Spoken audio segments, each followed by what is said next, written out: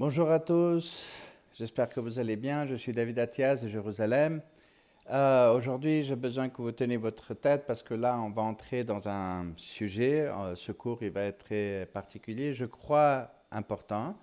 Mais encore une fois, je crois que tous les cours sont importants chacun de sa façon. La dernière fois, on a parlé sur la notion, qu'est-ce que ça veut dire être congruent et comme j'ai donné la définition. Le congruent, c'est comme être une personne qui est bien établie, qui peut être confrontée aux plusieurs attitudes qui sont contradictoires à celles de cette personne qui est intègre et comment il arrive à gérer les attitudes différentes que les siennes. Et on a parlé la dernière fois, je fais un petit résumé ici, sur les 5 comportements de défense qui sont des systèmes d'ancrage. Comme j'ai dit, c'est l'ancre d'un bateau. Il lance l'ancre pour se stabiliser, pour ne pas aller dans la mer partout. Et nous, on se comporte de la même façon. Donc, euh, ce que ces systèmes d'ancrage sont, ce sont des sortes de bouées sur lesquelles on s'accroche pour pouvoir survivre, parce que sinon on est perdu. Et la dernière fois, j'ai mentionné, c'est comme un enfant qui tient sa petite couverture de sécurité. Et on a parlé des 5 comportements de défense qui sont les systèmes des bouées, entre guillemets, négatifs qui nous empêchent d'être congruents.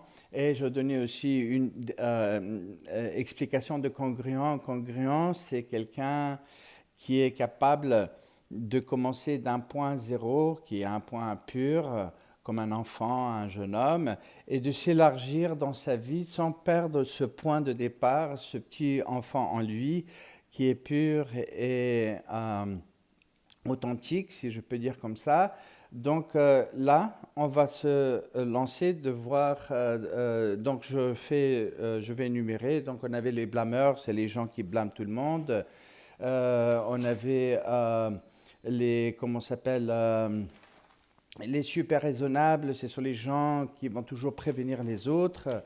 On a parlé des aimants et des haineux, qui sont des gens qui vont blâmer les autres selon l'affinité qu'ils ont. Donc ils jugent chacun selon est-ce qu'ils les aiment ou les aiment pas. Et on a les distrayants. Les distrayants, c'est les gens qui essaient toujours, ce sont des fuyants en fait, qui essaient de fuir les conversations qui ne les intéressent pas, mais eux, ils vont avoir toujours besoin de communiquer leurs problèmes, leurs idées aux autres, mais quand il s'agit qu'eux, ils doivent écouter les autres, du coup, ils bloquent, ils vont commencer à fuir, à chercher, à, à changer la conversation. Et on a dit que le grand problème de tous ces stéréotypes, c'est le manque de confiance en soi.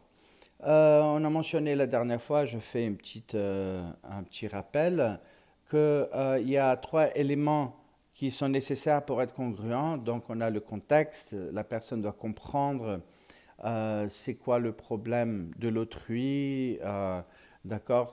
Et le deuxième component, c'est comprendre soi-même, où est-ce que sa position elle est, d'être intègre avec sa position et accepter les autres dans leur propre position. Ça, c'est un petit résumé. Aujourd'hui, ce que je voudrais donner, parce que les points d'ancrage, ils sont très importants. Ça veut dire que on a besoin d'avoir un point d'ancrage sur lequel on peut tourner autour, comme il dit Ramchal, Rabbi Chaim Moshe Luzzatto, dans le Da'at et Tevunot, il dit que quand on apprend des choses dans la vie, ce qui est nécessaire, c'est de comprendre c'est quoi les ikarim. Ikar, c'est-à-dire qu'est-ce qui est principal. On a toujours des choses qui sont principales, d'accord, des généralités, et tous les détails qui sont infinis, ils tournent autour de ces ichronotes, de ces choses principales, de ces statuts principales de la vie. Donc, on a besoin d'un système d'ancrage parce que c'est quelque chose qui va nous, quelque part, définir. Donc aujourd'hui, je voudrais vous proposer ce que dans ma recherche, encore une fois, peut-être vous allez voir des choses différemment que moi, mais qu'est-ce que moi j'ai trouvé être important pour établir son point d'ancrage qui va vous permettre d'arriver au point d'être congruent. Comme j'ai mentionné dans la dernière vidéo, ceux qui ne sont pas vus, je vous propose vraiment de la voir parce que c'est là où vous allez comprendre la suite d'aujourd'hui. J'ai parlé la dernière fois que le point d'ancrage, il est important de l'avoir parce que sinon on est perdu. Et beaucoup des jeunes, à partir de certains âges de 18 ans, 20 ans, 25 ans, ils se perdent un peu dans l'espace parce qu'ils ne savent pas quel est leur point d'ancrage. Et malheureusement, beaucoup de nous, parce qu'on a eu plein de coups dans la vie, des moments difficiles et douloureux, on va créer des peurs, des manques de confiance en soi qui vont créer les stéréotypes desquels j'ai parlé la semaine dernière. Donc aujourd'hui, je voudrais parler des ancrages positifs.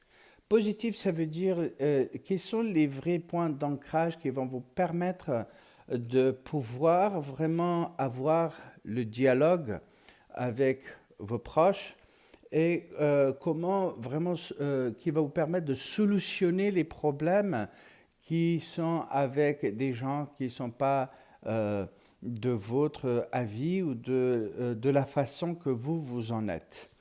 Et je souligne une petite définition que j'ai mentionnée la dernière fois, que le dialogue ne veut pas dire de chercher qu'est-ce qui a fait, qu'est-ce qui a amené cette situation pour blâmer les autres, de dire parce que les autres ils ont dit ça, ils ont fait ça, ils ont fait ça, donc voici la situation. Ça, c'est pas constructif, c'est vraiment ce que j'ai dit la dernière fois, c'est un pessimiste qui attaque. C'est un attaque, c'est pour jeter la blâme sur les autres. Ça, c'est pas un dialogue.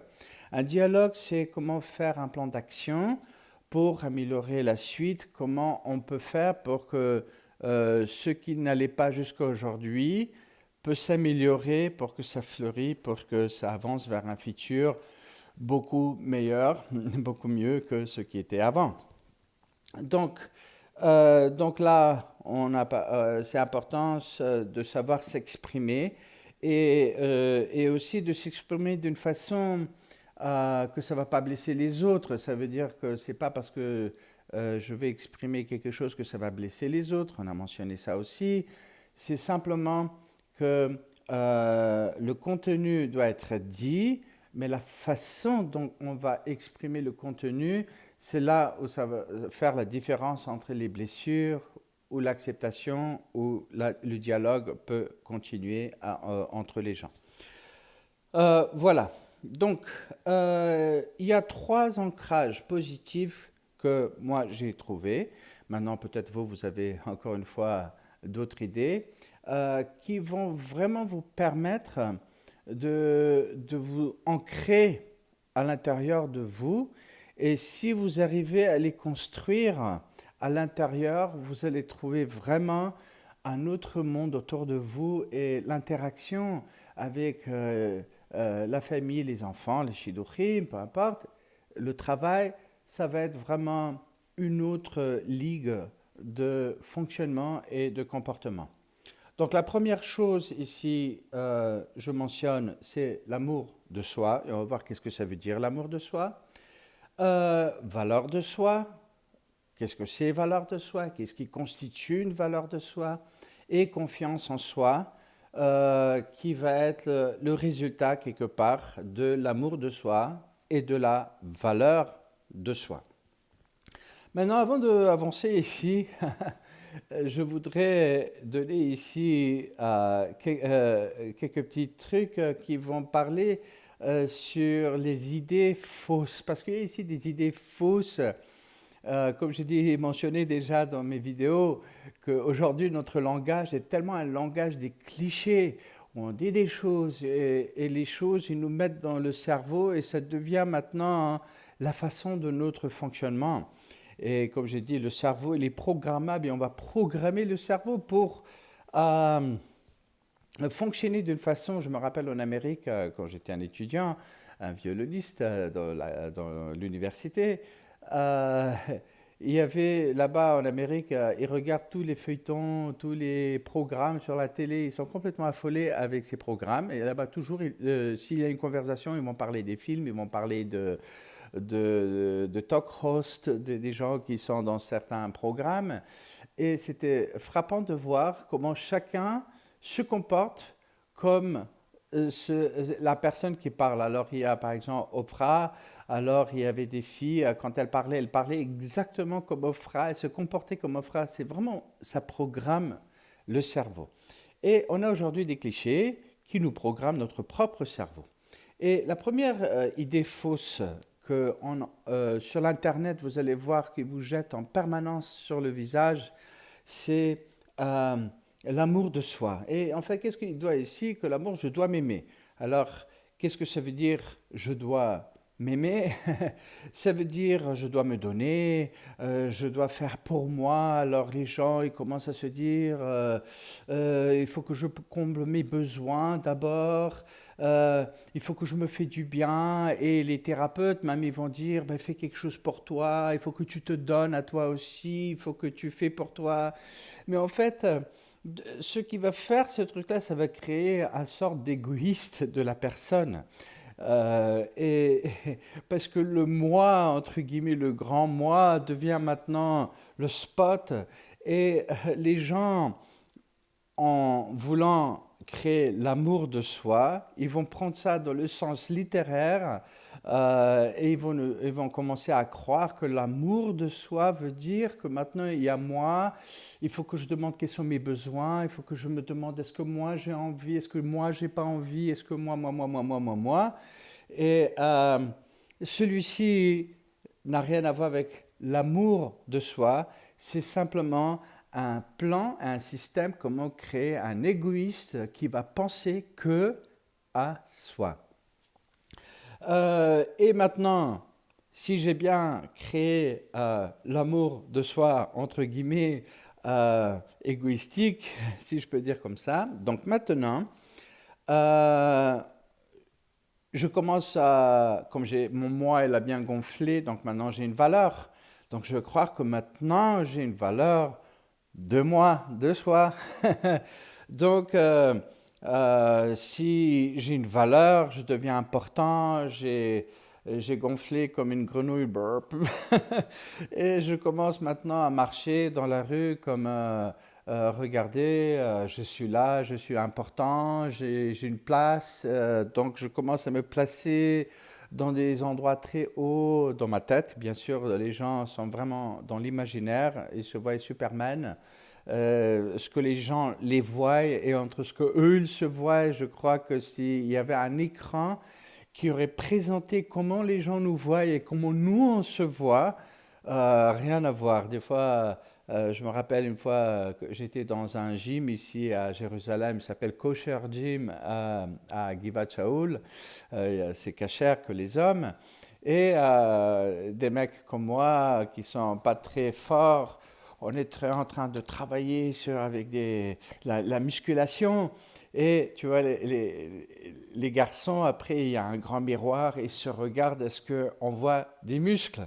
Alors, tu vois, dans ses yeux, on voit que lui, il voit Tarzan ou je sais pas, Schwarzenegger, mais en fait, ce qu'on voit, c'est un peu rigolo parce que ça va prendre 1 an, 2 ans pour vraiment créer des muscles.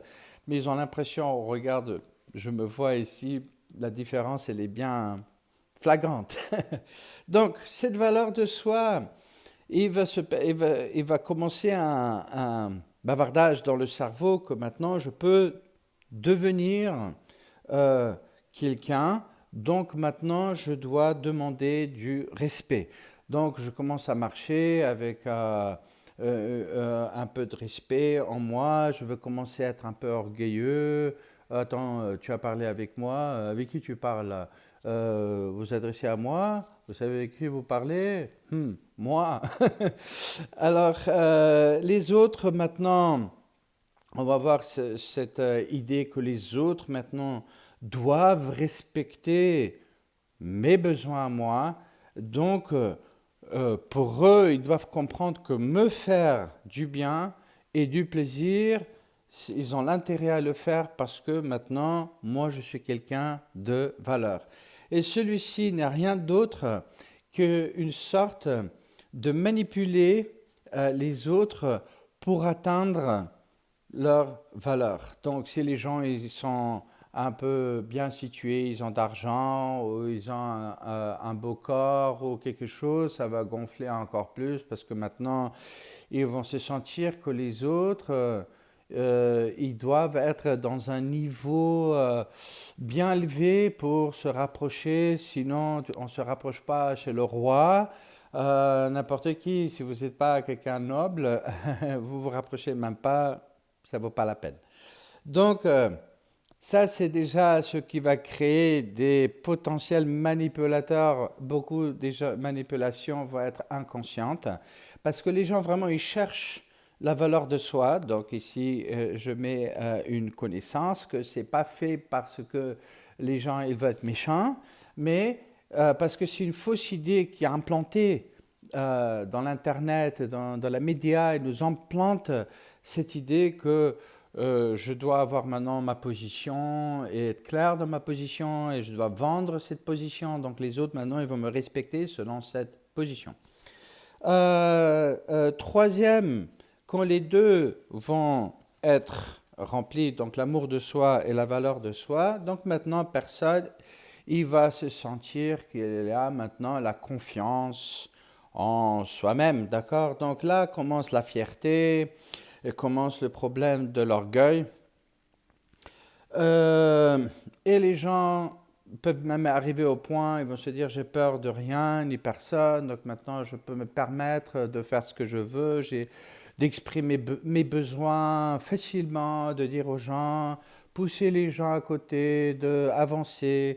Et mon fils qui travaille dans l'immobilier m'a raconté la semaine dernière que il devrait fermer un deal pour un appartement à Petah Tikva. Et ils sont arrivés pour signer finalement. Et quand ils sont arrivés là-bas, ils attendaient pour rencontrer le balabait, la personne qui vend l'appartement. Et du coup, il y a un autre immobilier qui est entré devant eux. Et il leur a dit, vous deux, vous asseyez ici. Il a signé devant les jeunes, parce que mon fils, il a 20 ans, 21 ans. Devant lui, il a signé avec l'autre et il a convaincu l'autre et il a volé le deal. Mais c'est du business. Mon fils, le pauvre, il est rentré, il était tout cassé. Je lui ai dit, ça va, c'est bien. C'est mieux d'être dans cette position que l'autre qui est entré avec son orgueil pour gagner un peu d'argent, mais il a perdu tellement Bachamaim, et je ne pense pas que cet argent va être une beracha pour ce agent d'immobilier.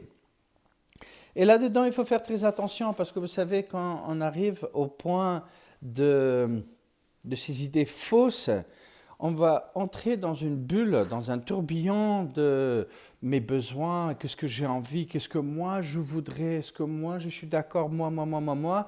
Et quelque part, ce qu'on va faire, on va créer un monde isolé. On va créer un monde de solitude en croyant qu'on est finalement libéré.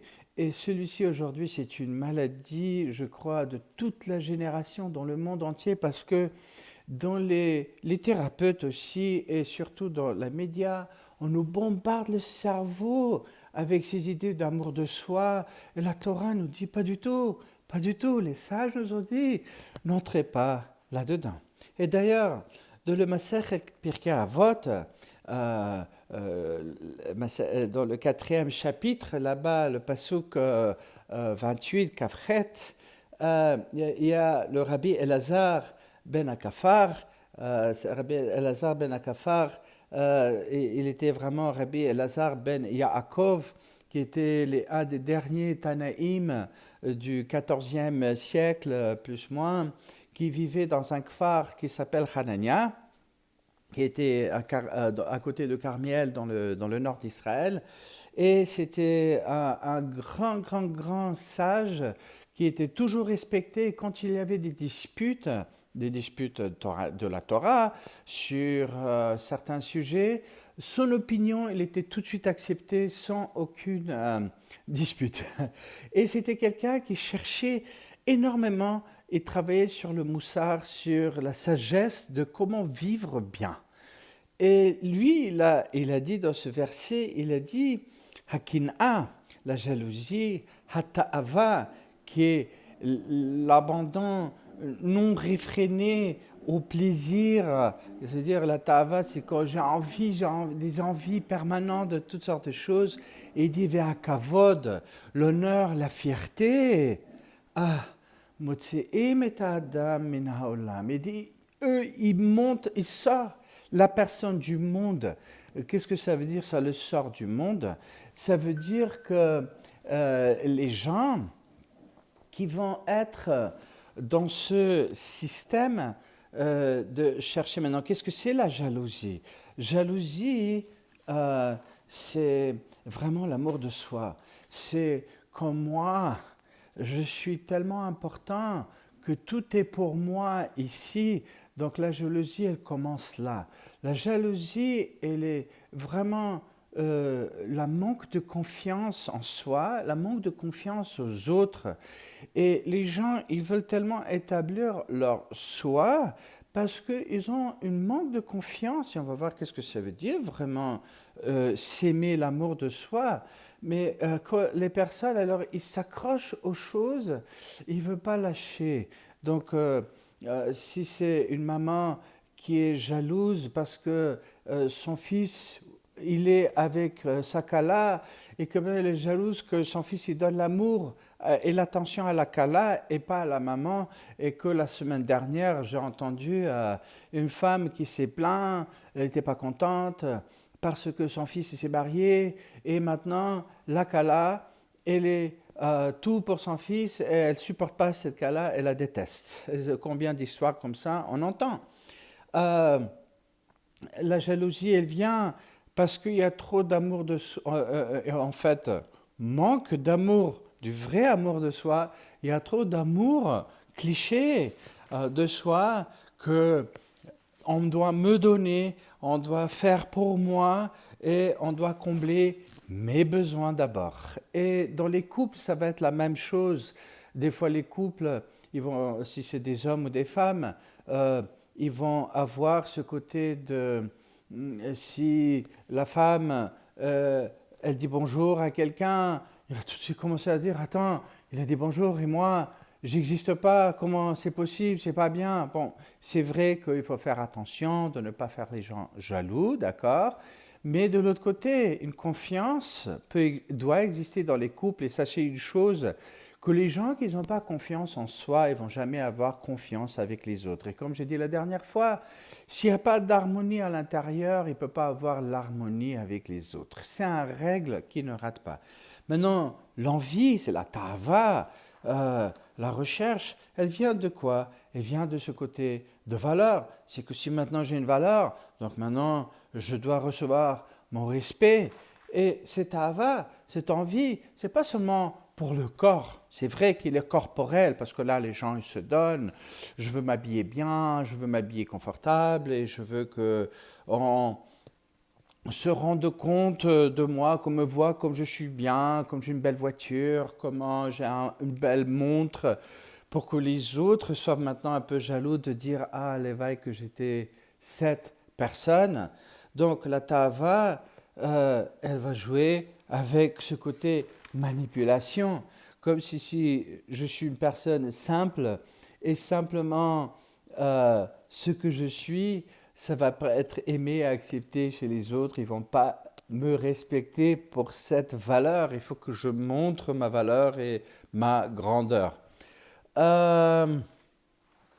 Donc, ici, il va avoir maintenant aussi le côté de la fierté, le kavod. Ça, c'est la synthèse vraiment de tout. Comme j'ai dit, que la confiance en soi, d'accord, elle est la synthèse de la fausse amour de soi et de la fausse valeur de soi.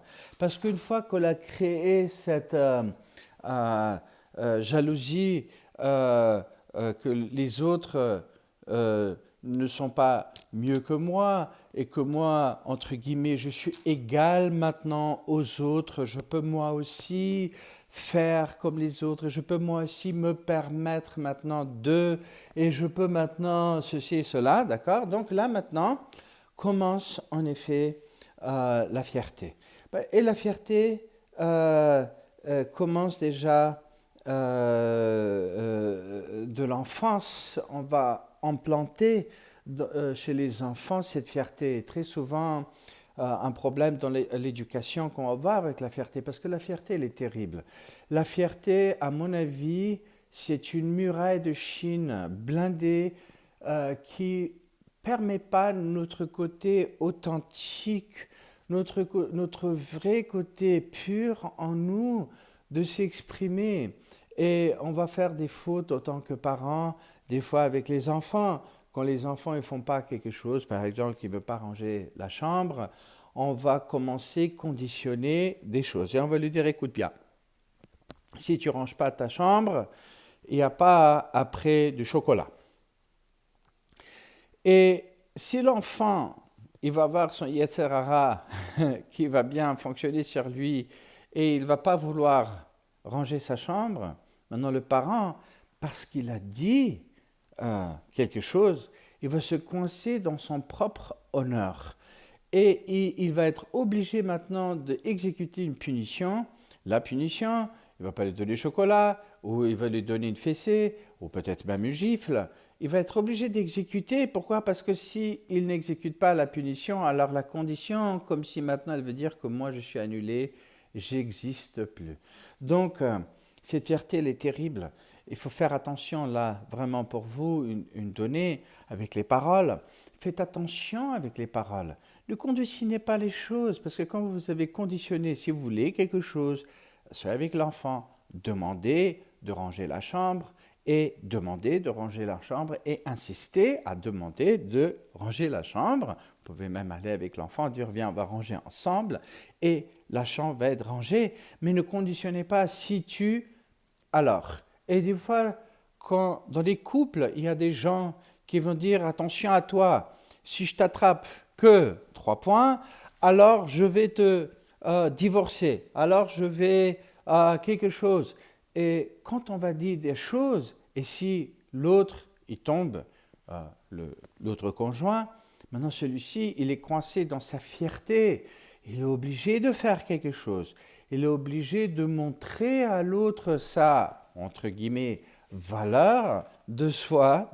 Donc, maintenant, il va faire la guerre, il va créer une muraille et il va commencer toutes sortes de procédures pour exécuter ce que la parole elle a dit, pour montrer à l'autre sa fierté, que ma parole, elle a de la valeur. Donc, si j'ai dit, fais attention, tu vas le recevoir. Donc là-dedans, la fierté, elle est terrible. Et je peux dire ici une chose, que des fois même, les amis, ils peuvent avoir qu'un ami va décider, ou peut-être même un chidour, il va dire à l'autre, voilà, j'ai fait la décision de couper. Et ils vont se séparer. Et peut-être après certain temps, ils vont sentir que peut-être c'est pas vraiment la décision qui était basée sur des bonnes bases. C'était peut-être basé sur une peur, sur un manque de confiance, peut-être autre chose. Mais comme il y a la fierté, maintenant, ils vont se sentir que si maintenant, ils vont aller taper la porte chez l'ami et dire comment ça va, l'autre, il va réagir, alors toi, tu as dit, tu me voulais pas. Et surtout, si l'ami il est aussi orgueilleux en fierté, il risque de le faire, qu'il va renfermer celui-là dans sa propre fierté, ça devient un cercle vicieux qui tourne autour. Et la fierté, elle va faire qu'en fait les gens vont rater même des gens qui leur sont très chers et très importants Pourquoi, au nom de cette muraille de Chine, qu'il ne faut pas, maintenant que j'ai fait la décision, je dois tenir cette décision. Et à Ria Kadosh, j'ai entendu mon Rav qui nous a cité, il racontait un instant qu'il y avait un homme qui a décidé que lui, il avait raison et ils l'ont monté, il est décédé, il est parti au Gan Eden, au jugement en haut. Et là-bas, ils l'ont condamné, ils lui ont dit qu'il n'avait pas raison. Et lui, il avait la fierté là-bas, et il a dit non, vous avez tort, c'est moi qui ai raison. Et ils l'ont dit, accepte que tu t'es trompé. Il dit non, c'est vous qui vous trompez, moi j'ai raison. Et ils disent, il écrit là-bas que quand il entrait dans les charrets du Guénam, quand il entrait dans l'enfer, pendant qu'il entrait, il hurlait, c'est moi qui ai raison.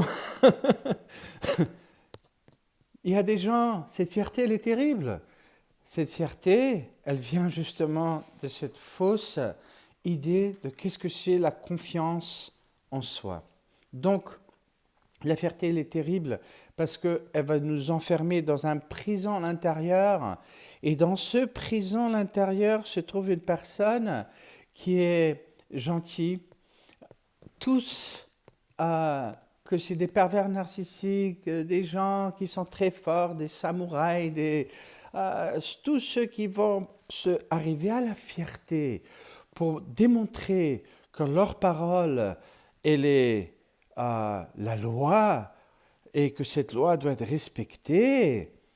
En effet, à l'intérieur, ils se trouvent dans un prison d'une sensibilité, d'une douleur émotionnelle, parce qu'en effet, à l'intérieur, ils voudraient bien pouvoir venir comme les enfants.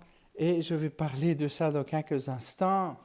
Et pouvoir s'exprimer, dire écoute, tu sais, c'est pas vraiment aussi grave, en effet, je veux bien être ton ami et je veux bien être ton copain et je voudrais bien copain avec vous tous et pouvoir ne pas tenir cette fierté, cette muraille, mais quand cette muraille devient une partie installée dans le conscient, ça devient maintenant aussi un point d'ancrage qui va créer les 5 stéréotypes que j'ai mentionnés au départ de cette vidéo. Donc là, je voudrais aller maintenant parler, qu'est-ce que c'est vraiment l'amour de soi? Qu'est-ce que va constituer l'amour de soi? En fait, la question ici qui se pose, qu'on devrait tous se poser la question, qu'est-ce qui est vraiment la chose en nous que nous, on peut vraiment aimer? Et si j'ai ces choses-là en moi, alors je peux aussi aimer les autres à travers cet amour de soi. Et la première chose, c'est apprendre à faire ce qui est bien pour soi et pour les autres. Ça veut dire quoi bien pour soi et pour les autres? Ça veut dire que quand il y a le bien c'est quoi? Le tov, Ramchal il écrit, la seule chose qui s'appelle tov dans le monde, s'appelle ce que nous on traduit le bien, c'est le ratson de Hachem. C'est la volonté de Kadosh Baruch Hu. Et cette volonté s'appelle ratson le'ativ ou ratson hatov. Le ratson hatov, c'est quand j'ai une bénévolence. Moi, je parle de ratson hatov, être humain, la volonté de faire du bien. Quand je fais bien les choses, j'ai aidé quelqu'un, j'étais gentil avec les gens, j'étais ouvert à une douleur de quelqu'un, j'étais prêt à entendre la souffrance des autres. C'est ça qui s'appelle le tov. Parce qu'Hachem, c'est sa mida, c'est son comportement avec nous. Il est toujours, malgré que les gens ils jettent des pierres sur Hachem, ils crachent sur lui, ils disent que il n'est pas bien, et pourquoi Hachem il fait comme ça, ils posent toutes sortes de questions. Et la vérité, c'est, imaginez-vous que vous êtes Kadosh Baruch Hu, combien de gentillesse il y a à Kadosh Baruch Hu qui se tait, il ne réagit pas. À l'opposé, quand cette personne qui était contre Hachem, cette personne qui a fait tout pour montrer la tête à Kadosh Baruch Hu, et Kadosh Baruch Hu, qu'est-ce qu'il fait? Quand il souffre, quand il pleure, quand il n'est pas bien, Hachem il s'ouvre, il veut lui faire du bien, il va le consoler, il va lui donner des choses, il va lui donner un travail, il va lui chercher un chidour, il va lui trouver une forme de consolation, de retrouver quelque part son centre. C'est cette bénévolence de Kadosh Baruch Hu. Zeh hatov, c'est le bien, le tov. Et quand on va être dans ce tov à l'intérieur de nous, alors là, on peut trouver le tov dans les autres, parce que quand je vais faire le tov avec les autres, et que mon tov, il va être comme une lumière qui va émaner de moi en permanence, les gens vont automatiquement aimer, ils vont nous aimer. Et on va se sentir que cet amour, ce tov, elle circule en nous, avec les autres, des autres vers nous. Et ça, c'est ce qui s'appelle un vrai amour de soi. C'est connecter à ce qui est vraiment de valeur. Et cette connexion, c'est une connexion à l'authenticité. Et l'authenticité, je fais un rappel, c'est de garder ce côté pur en nous, le pur dans le cerveau, le pur dans le cœur.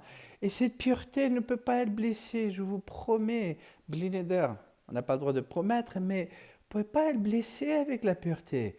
La gentillesse ne peut pas être blessée. Si on vous a blessé votre gentillesse et votre pureté, ça veut dire que vous n'avez jamais cru et vous n'avez jamais valorisé ce côté authentique. Et l'authentique, c'est l'enfant. Un bébé, il est doux et gentil et il veut toujours, quand il pleure, il n'est pas content, mais quand il voit le bien, il sourit tellement bien, son visage devient un grand sourire et c'est pur. C'est cette authenticité que si on l'a en nous, c'est ça où se trouve l'amour de soi, l'amour pour le bien qui est en nous. Il faut vraiment apprendre à être gentil, doux et apprécier ce bien. Mais attention, c'est pas pour cela qu'il faut être un imbécile. C'est pas pour cela qu'il faut se faire battre par les autres. Pas du tout. Les chrétiens disent que si quelqu'un vous donne une gifle d'un côté, vous le tournez de l'autre côté pour qu'il donne la gifle de l'autre côté. Nous, là, en Israël, on n'est pas comme ça. Nous, si quelqu'un nous donne une gifle, on lui fait comme ça et on l'écrabouille. Les Israéliens ne sont pas du tout des gens qui vont prendre la gifle 2 fois. Mais il faut protéger cet enfant intérieur comme un lion. Et David Ameller, il disait toujours, Tola ani velo ish. David Ameller, c'était un grand, un fort, un héros. Et pour lui, d'aller contre les mécréants, les gens méchants, c'était le combattant, le samouraï, il était premier. Ce n'était pas le roi qui était derrière, qui envoie l'armée devant. Lui, il était devant l'armée. On avance, on attaque. Pourquoi? Parce que c'était un lion, mais devant Kadosh Baruch Hu, c'était, comme j'ai dit la dernière fois, c'était un chaton. Et lui, dans cette filote, c'était la miséricorde totale. Donc, protégez, et quand vous écoutez les Tehillim, les chapitres des psaumes de David Ameller, de plus que je les étudie, je vois la chassidoute, la vraie chassidoute. Comment David Ameller, il part comme un enfant avec Kadosh Baruch Hu. Il voit les choses, il est émerveillé par les fonctionnements, les modalités, cette science, comment lui il appelle, comment le monde il fonctionne. Et c'est tellement extraordinaire de voir comment ce Talmid Racham, ce grand David Ameller, le grand roi, il était congruent. Il n'a jamais oublié que c'était un berger. Il s'est élargi d'être le roi, mais il a gardé cette gentillesse, il a gardé ses valeurs. Il savait aimer le Ham Israël, le Tov, le bien. Il savait être authentique, gentil, et en même temps, il savait être droit et garder et protéger cet enfant intérieur. Donc, les valeurs humaines qui sont en nous, comme la miséricorde, la gentillesse, protéger les faibles, être sensible à aider les autres à réussir, ça, c'est ce qui va vous amener vraiment à l'amour, le vrai amour de soi. Je peux vous dire que Baruch Hashem, Kadosh Baruch Hu m'a choisi de travailler dans mon travail comme un thérapeute. Et chaque jour que je vais dormir, je remercie Hachem, je dis Artodar Kadosh Baruch Hu pour une journée où j'ai pu aider, donner quelque chose de moi aux autres. Et ça me donne vraiment une sensation d'une vie vraiment tellement riche et inspirante. Et chaque jour, pour moi, c'est une perle qui n'a pas de fin dans sa valeur. Et j'adore mes journées. Celui-ci va mener vers la valeur de soi. Parce que, qu'est-ce que c'est la valeur de soi? Valeur, c'est quelque chose qu'il faut valoriser. Si j'ai un objet, un diamant, ce diamant, maintenant, il a une valeur parce qu'il a une brillance, il a quelque chose que je peux mesurer. Quand vous avez dans votre poche de l'argent, il y a une valeur là-dedans, parce que maintenant vous avez un moyen d'échange avec le monde. Cette valeur de soi, elle est à l'intérieur de vous. C'est quelque chose qui commence dans votre âme. Première chose, reconnaissez que vous êtes une création de Hachem. Hachem vous a créé. Si vous êtes intelligent, c'est Hachem qui vous a donné cette intelligence. Il peut vous prendre comme ça en 3 secondes, cette intelligence. Ne vous prenez pas pour des gens extraordinaires parce que vous êtes capable de comprendre des choses extraordinaires, de faire des fiches d'affaires en 3 secondes et de monter, je sais pas quoi, des Gemara, je peux apprendre 20 pages. Sachez une chose, Kadosh Baruch Hu, il peut l'apprendre en chas v'shalom en 1 seconde. C'est assez un petit attaque cérébrale, c'est assez un petit accident, quelque chose, la personne peut se réveiller même sans mémoire et il peut tout perdre facilement. Si vous êtes des gens qui sont musclés comme Superman, faites attention, c'est très facile tomber, chas v'shalom, pas sur vous, mais je parle des concepts.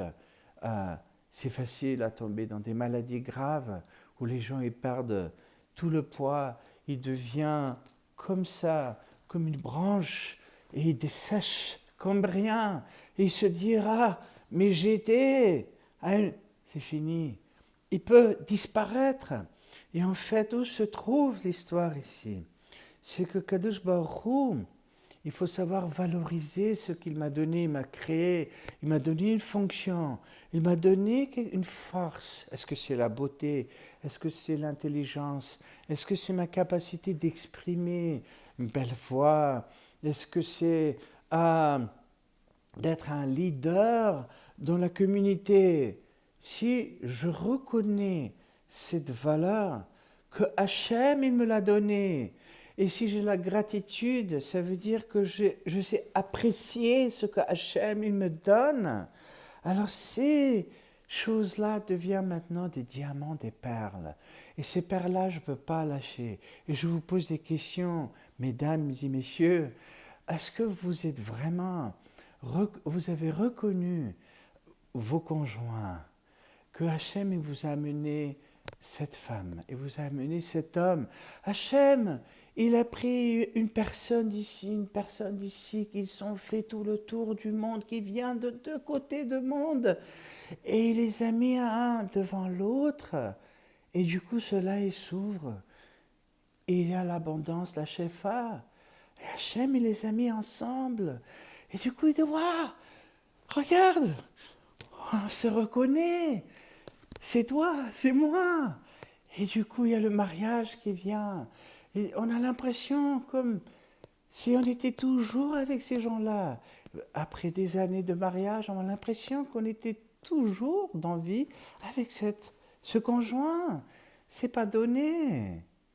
Les divorces, ils sont terribles, les ruptures sont très douloureuses, on peut partout en 3 secondes. Mais est-ce que vous avez pris un moment de regarder votre conjoint et de dire, ah, Bono Shololem, c'est une perle. J'aurais pu être tout seul, j'aurais pu être sans enfant. Regarde, il a pris 2 cellules de l'homme et de la femme, il les a joints. Et il a créé cet enfant, ce bébé avec ses petits pieds sublimes, ce visage d'ange qui vous regarde. Et vous êtes en train de vous dire, mais Ezebria de Hachem, quelle création de Kadosh Baruch Hu. Il faut savoir apprécier ces diamants, même quand ils vont grandir et qu'ils vont peut-être fumer, et qu'ils vont boire, et qu'ils vont faire des problèmes, et qu'ils vont parler mal. C'est les mêmes diamants. Pour ceux qui sont dans les Shidduchim, des fois vous rencontrez des gens qui sont bien, faites attention. Si Hachem il a fait, est-ce que vous allez prendre ces diamants, les jeter comme ça? Est-ce que ces diamants, vous savez apprécier? Est-ce que vous avez dit merci à Hachem? Regarde, des fois à cause des stéréotypes que j'ai parlé, les gens se quittent, ils se ratent complètement. Ils se ratent parce qu'il y a des peurs, des problèmes à l'intérieur, et ils ratent les diamants, des diamants qui brillent.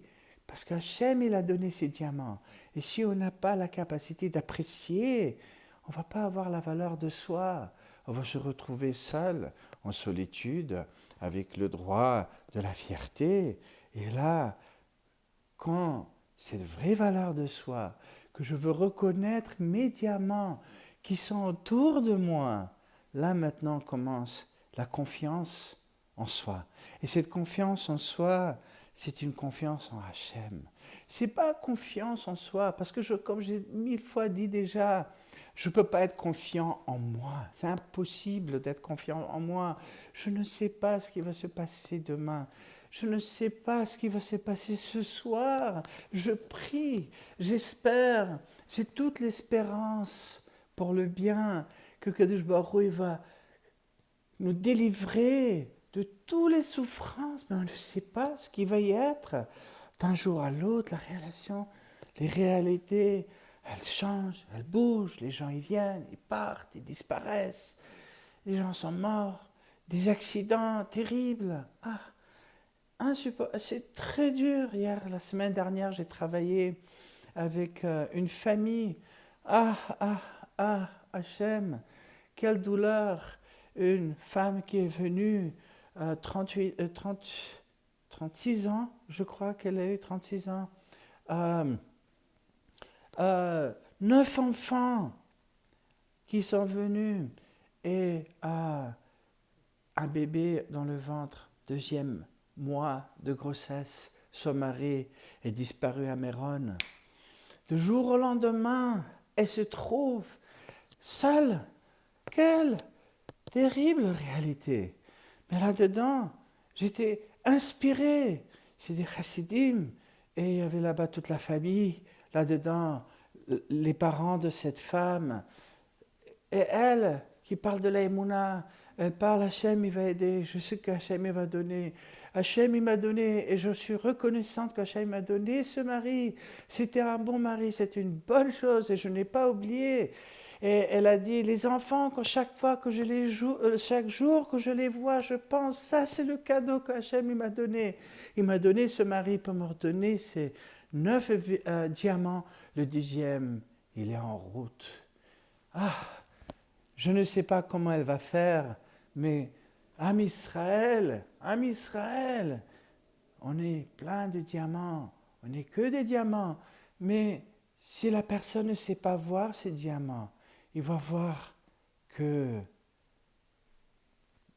des choses, des objets, des pierres qui n'ont pas de valeur, comme des bouts de verre, à quoi ça sert?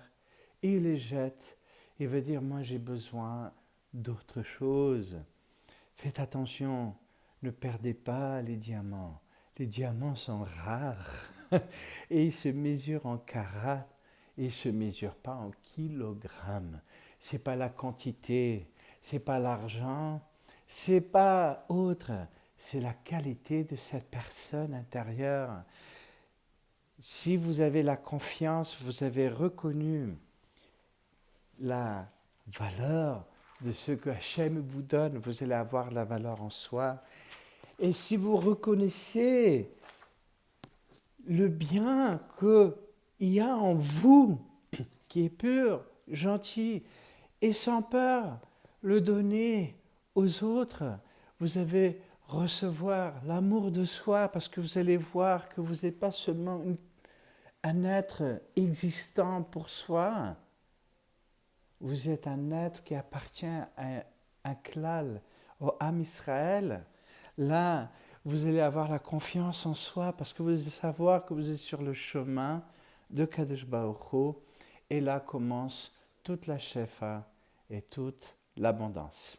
Je voudrais vous souhaiter de tout mon cœur une bonne semaine et Bezrat Hashem, que ces points d'ancrage dans lesquels j'ai parlé aujourd'hui vont vous servir utile à découvrir votre côté congruent.